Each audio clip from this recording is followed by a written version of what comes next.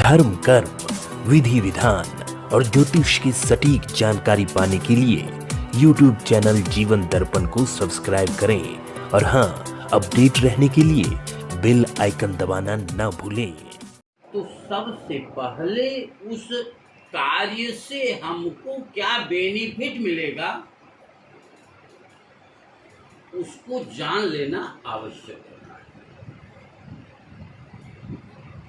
बोलिए कुछ बोलिए। आप फल की चेष्टा करें। वो ठीक।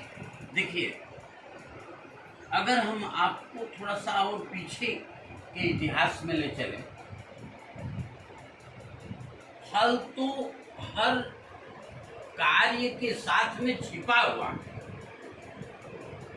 अगर गाय पालेंगे तो निश्चित ही गाय बच्चा देगी, और जब बच्चा देगी तो निश्चित दूध देगी।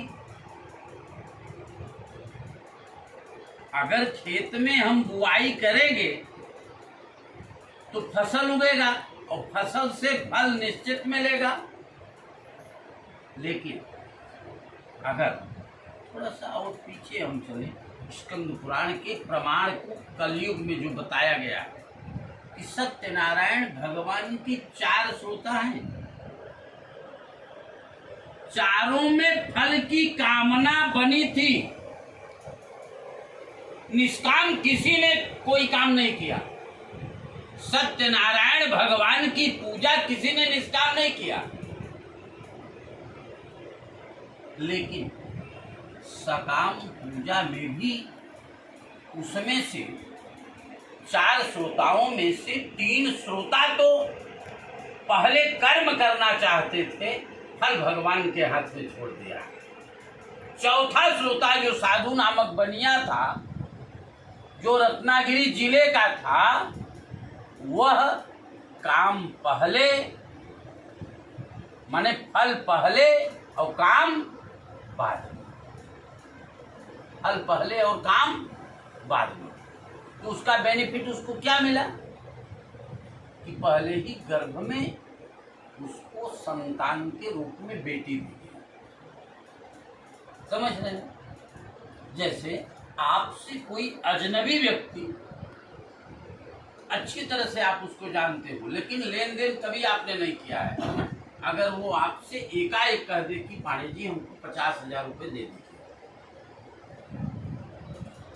तो निश्चित आपके दिमाग में बात आएगी कि ये देन लेन में ठीक है कि नहीं है।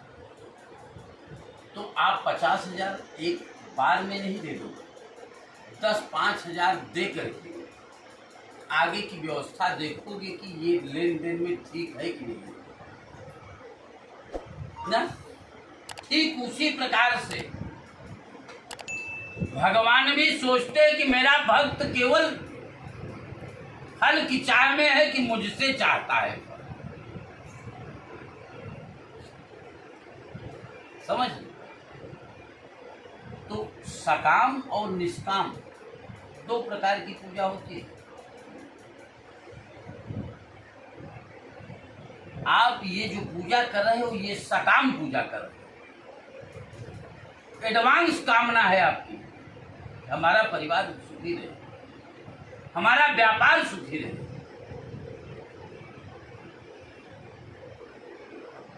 समझ रहे? निष्काम आजकल कौन करने वाला है? सकाम करे कि फुर्सत ही नहीं है। कहीं कोई नौकरी करेगा,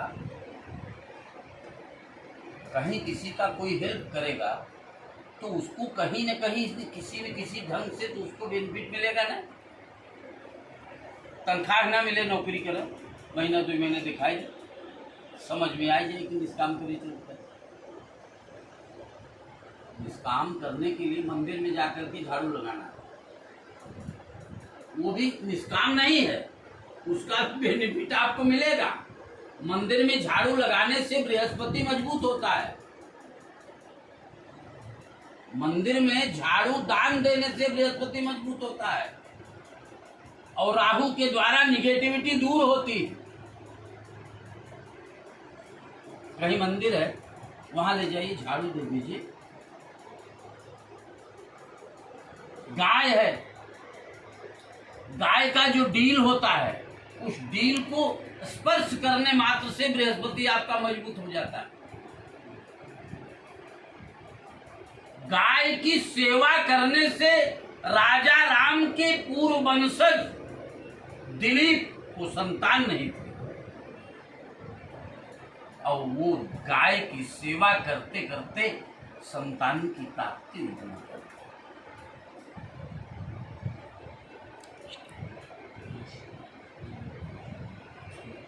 उसी राम के वंश की बात आज मैं बताने चल रहा हूं आपको। राम के वंश से राम के पिता दशरथ थे, और वो दशरथ दिग्विजयी थे। दिग्विजयी माने समझ रहे ना, 10 दिशाओं में उनसे बराबरी करने वाला कोई व्यक्ति नहीं था। दशरथ के ही राज्य पर एक बार अकाल पड़ा, तब राम का जन्म नहीं हुआ था, अकाल पड़ा।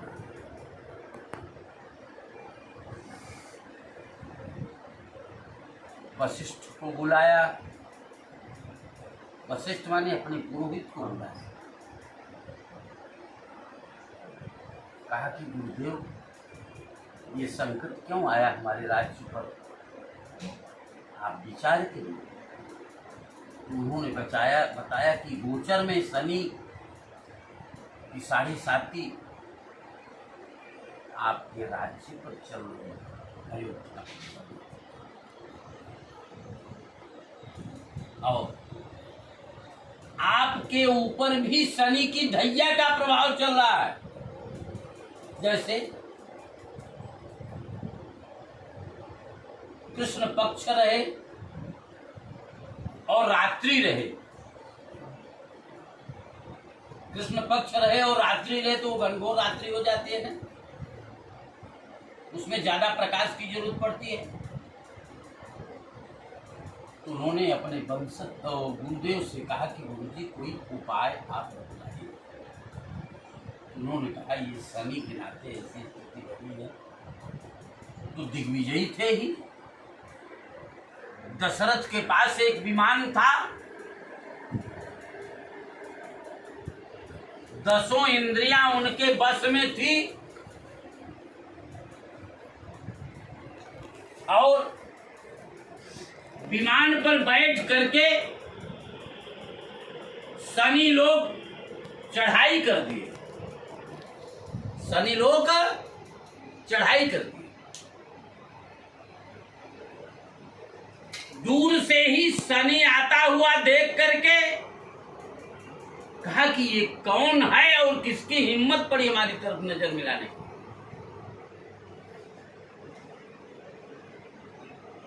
लिखा है इसी दशरथ के शनि स्तोत्र में, रघुवंशे सुविख्यातो, रघु के वंश के ये दशरथ हैं, ये शनि लोक पर चढ़ाई कर दी। दूर से ही दशरथ को देख करके शनिदेव ने कहा कि आप वहीं रहिए, मेरे निकट मत आइए, जाइए, आपके राज्य से शनि की 7.5 का दुष्प्रभाव समाप्त हो जाएगा। लेकिन आपने जो मेरी स्तुति किया है, यह स्तुति का पाठ, स्तुति का स्मरण शनि की 7.5 या शनि की ढैया रहने पर करना चाहिए। दशरथ ये कहे ये लालीपाप देने से काम नहीं चलेगा, आप मुझसे युद्ध करो। दशरथ ने कहा ये सृष्टि की बात है, इसमें लड़ाई करने से हल नहीं निकलेगा। आपने हमारी आराधना किया, हम आपको खुश होकर के वरदान देते हैं। कहा, दशरथ ने कहा कि आज मेरी सामर्थ्य है, मैं आपके पास तक आया, लेकिन मृत्युलोक का हर व्यक्ति आपके पास नहीं आ सकता ना, उसके लिए आप क्या कह रहे हो? कहा कि मैं वरदान देता हूं, सामने जो इस आपके द्वारा बताई गई स्तुति को शनि की 7.5 अथवा शनि की भैया में मेरी विशेष आराधना इस स्तोत्र के आधार पर करेगा, निश्चित उसके ऊपर शनि के कुप्रभाव को समाप्त कर देंगे, इसमें कोई संदेह नहीं। समझ रहे हैं? शास्त्रों में यह कहा गया है। और इस स्तोत्र के वाचन से, इस स्तोत्र के श्रवण करने मात्र से हर परिवार में खुशहाल नहीं। जैसे नवग्रहों की बात अगर मैं बताऊं कि सूर्य शौर्य मथेन्दुरुच्च पदवी सन मंगल मंगलम सद्बुद्धिश्च बुधो गुरुश्च गुरुताम शुक्र सुखम संसमी राहुर्बाहुबलम करोतु सततम केतुः कुलस्योन्नतिम नित्यं प्रीतिकरा सदा भवतु मे सर्वे भूताः। सूर्य सूर्य सूर्य हमको आपको शौर्य देते, शौर्य माने ऊर्जा देते, और इस मृत्युलोक के प्रत्यक्ष देवता कहे जाते हैं। इसलिए हम आप प्रतिदिन सूर्य को अर्घ्य भी देते हैं। भाई बिजली अगर यूज करेंगे तो बिजली बिल देते हैं कि नहीं देते? अगर कंटिन्यू 3 महीने बिजली बिल नहीं दिए तो बिजली बिल काट देता है। लेकिन पूरे 365 दिन 24 घंटे भगवान आपको प्रकाश देते कि नहीं देते ना? अगर रात हो जाती है तो चंद्रमा के माध्यम से प्रकाश मिलता है, दिन हो जाती है तो सूर्य के माध्यम से। कितना बिल हम जमा करते हैं, उसके विलय को समझ करके प्रतिदिन सूर्य को अर्घ्य हमको आपको देना चाहिए, प्रतिदिन सूर्य को प्रणाम करना चाहिए, क्योंकि शास्त्रों में लिखा है आदित्यस्य नमस्कारं ये कुर्वन्ति दिने दिने जन्मांतर सहस्रेषु दारिद्र्यं नैवोपजायते। सूर्य को प्रतिदिन प्रणाम जरूर करना चाहिए, और यदि विद्यार्थी प्रतिदिन प्रणाम करता है उसकी मेधा शक्ति की वृद्धि होगी, मेमोरी हो चकाचक, समझ रहे? और चंद्रमा जो होता है मन का कारक।